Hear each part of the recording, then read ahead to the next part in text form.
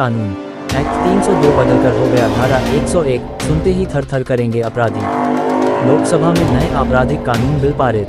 Mob lynching के लिए फांसी की सजा का प्रावधान। अमित शाह ने किसी का नाम लिए बगैर कांग्रेस पर परोक्ष रूप से निशाना साधते हुए कहा कि अगर मन इटली का है तो ये कानून कभी समझ नहीं आएगा, लेकिन अगर मन यहाँ का है तो समझ आ जाएगा।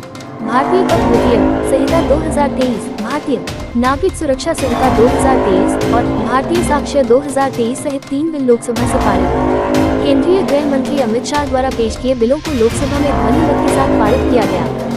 ये तीनों विधेयक कानून बनने पर 860 के भारतीय दंड संहिता, 973 के आपराधिक प्रक्रिया संहिता और 872 के भारतीय साक्ष्य अधिनियम की जगह लेंगे।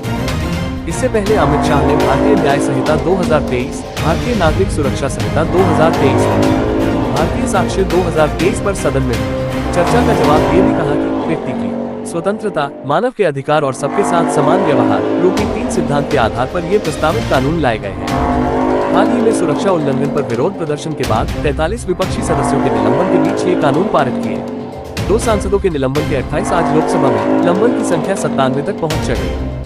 पर पूर्व सांसद द्वारा राज्यसभा के सभापति और उप जगदीप धनखड़ की नकल के बाद यह मुद्दा सरकार और विपक्ष के बीच ताज़ा विवाद का विषय बन गया है। चर्चा के दौरान शाह ने किसी का नाम लिए बगैर कांग्रेस पर परोक्ष निशाना साधते हुए कहा कि अगर मन इटली का है तो ये कानून कभी समझ नहीं आएगा, लेकिन अगर मन यहाँ का है तो समझ आ जाएगा। गृह मंत्री का कहना था कि आपराधिक न्याय प्रणाली में की चूल बदलाव किया जा रहा है जो भारत की जनता का धरती करने वाले हैं। शाह ने कहा, इस ऐतिहासिक सदन में करीब 50 साल पुराने 3 की मत हो हमारी आपराधिक न्याय प्रणाली है। उन तीनों कानूनों में पहली बार मोदी जी के लाने भारतीय संविधान और भारत की जनता की चिंता करने वाले बहुत आमूल-चूल परिवर्तन लेकर मैं आया हूँ।